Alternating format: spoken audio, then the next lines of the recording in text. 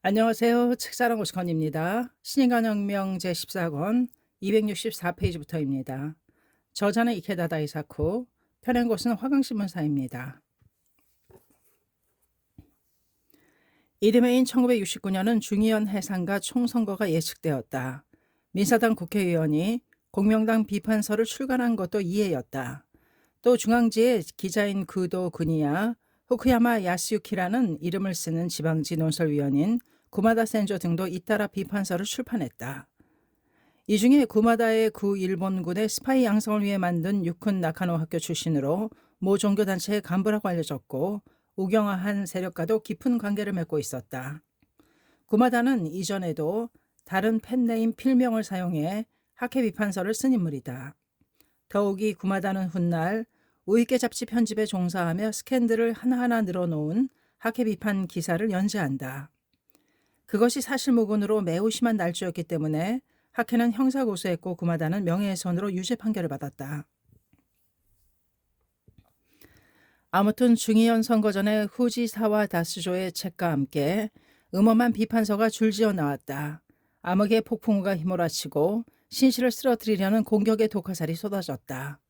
학회원들은 사납게 휘몰아치는 파도 속에서 선거 지원 활동을 한 것이다. 그러나 공명당은 승리했다. 온갖 파란을 해치고 중의원에서 47석을 획득하는 대승리를 거두었다. 야마토 신씨는 학회와 공명당 박멸을 명확히 내세운 모든 세력이 이 대약진을 가만히 보고 있을 리 없다고 생각했다. 그리고 나서 실제로 새해가 되자 언론 출판 문제를 둘러싸고 크나큰 공세가 시작되었다. 학회 일부 멤버가 비판서 저자 등에게 요청이나 항의를 한 것은 분명하다. 신씨는 만일 그 행위가 도에 지나친 바가 있으면 회장인 자신이 과오는 과오로 사과하겠다고 생각했다. 그것이 신씨의 심정이었다. 문제는 그 행위를 침소봉대하며 소란스럽게 떠들어대며 구실로 삼고 학회를 저격하려는 점이다. 앞에 나서서 공격하는 것은 야당이지만 여당의 일부도 학회와 공명당을 몰아붙일 획책을 세우고 있는 듯했다.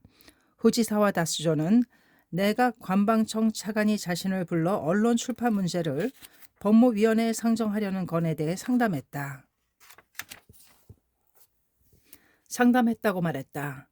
신실은 대부분 정당이 학회를 중화하는 종교단체의 지원을 받는 등 각 교단과 긴밀하게 관계를 맺고 있는 점을 생각하니 학회를 덮치는 파도의 배후에 정치 권력과 종교가 뒤엉킨 거대한 암흑의 힘이 있음을 감지했다. 대성인께서는 말씀하셨다.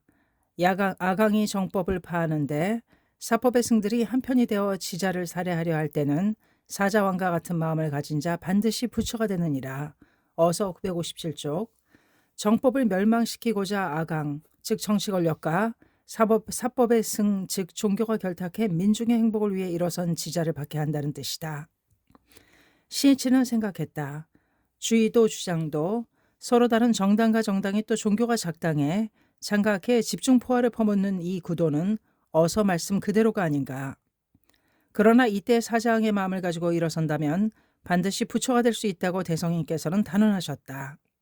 학회 공격의 폭풍과 휘몰아치는 때야말로 자신의 인간혁명, 경애혁명을 이루는 최대의 호기가 되는 것이다.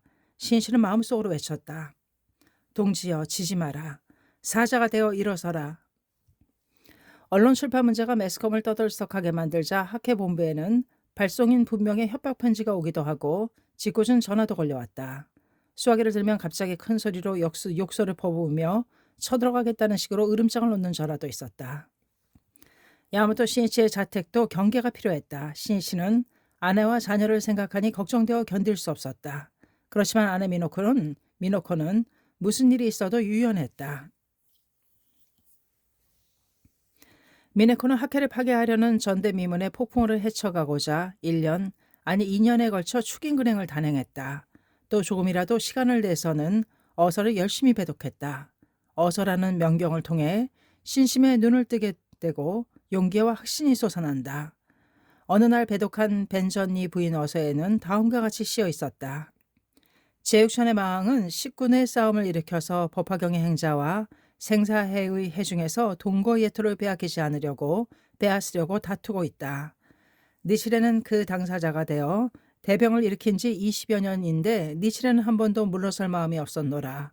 어서 1224쪽 제6천의 마왕이 엄청나게 큰 군세를 가지고 싸움을 일으켜 고뇌가 소용돌이치는 바닷속에서 부처와 범부가 함께 있는 사바세계를 빼앗기지 않으려고 또 빼앗으려고 법화경의 행자와 다투고 있는 것이다. 느실에는 그 제6천의 마왕과 대결에 대병을 일으킨 지 20여 년이다. 그동안 한 번도 물러서는 마음이 없었다는 의미다. 미네코는 남편 신씨가 회장에 취임한 이후로 잠시도 쉬지 않고 오롯이 사람들의 행복과 세계 평화를 바라며 광선 유포를 위해 굳세게 달려온 사실을 누구보다도 잘 알고 있었다. 실로 대성인 말씀대로 온 생명력을 쏟아 온 투쟁이었다. 그리하여 이제 학회는 750만 세대라는 일대 민중 세력이 되었다. 그 커다란 전진의 불의에 들어맞아 제육천의 마왕을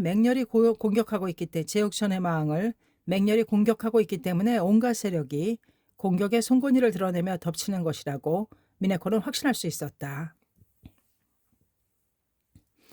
난이야말로 정의의 증명, 난이야말로 영예. 미네코는 바로 이런 결론을 얻었으며 마음속 깊이 실감했다. 2월 어느 날 신씨가 미네코에게 말했다. 어떠한 때에도 당신은 결코 미소를 잃지 않는군. 정말로 강해. 항상 유유한 태도로 있는 당신을 보면 나도 용기가 나고 힘이 난다오.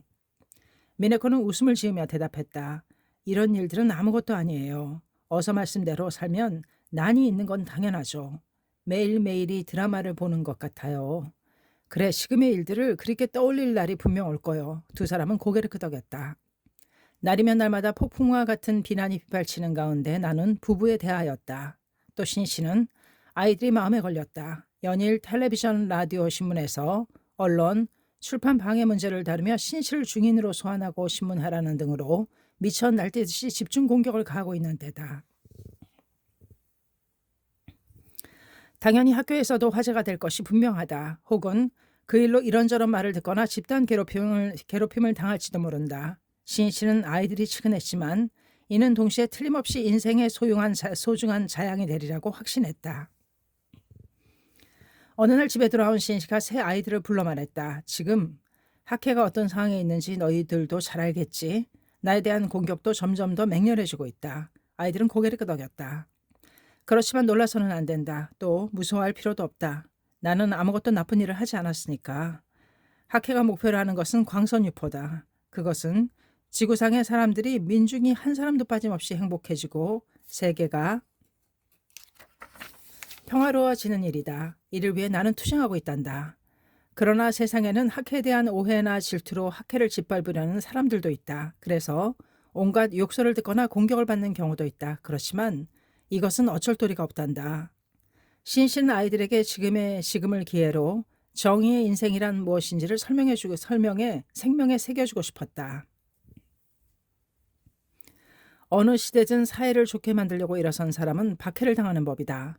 민중의 행복과 평화를 위해 살아간 사람들 대부분이 감옥에 들어가곤 한다. 학회 초대회장인 마키구치 선생님도 제2차 세계대전 중에 군사정부의 탄압으로 체포되어 감옥에서 돌아가셨다.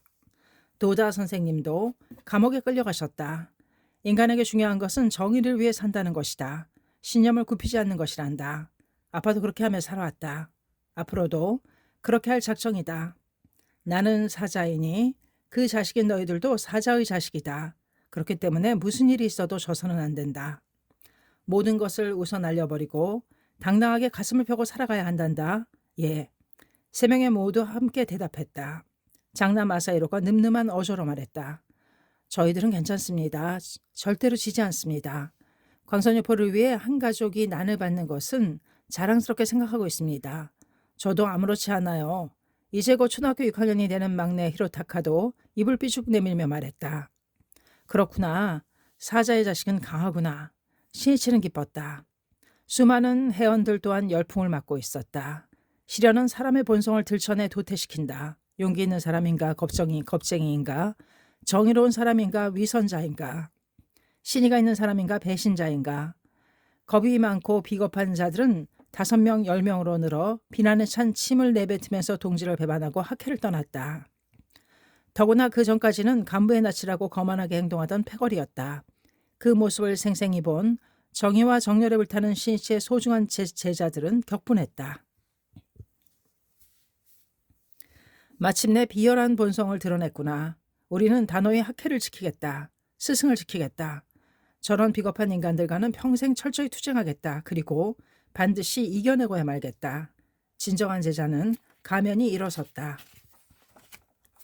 집중포화를 받은 창가 학회를 보고 수많은 식자들은 이토록 온갖 차원의 총경격을 받는 학회는 반드시 괴멸할 것이라고 예측한 모양이다.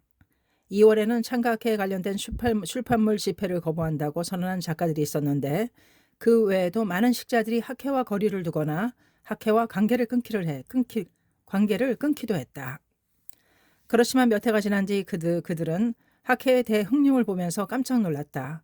학회는 전대미문의 비난과 중상을 몹시 당하면서도 동지들은 더욱더 의기양양한 모습으로 환희에 불타 사회 평화의 물결을 확산시키면서 대전진했기 때문이다. 게다가 창가의 인간주의 스크럼은 국제창가학회 SCI로 2005년에는 세계 190개국가 지역으로 넓혀지게 된다.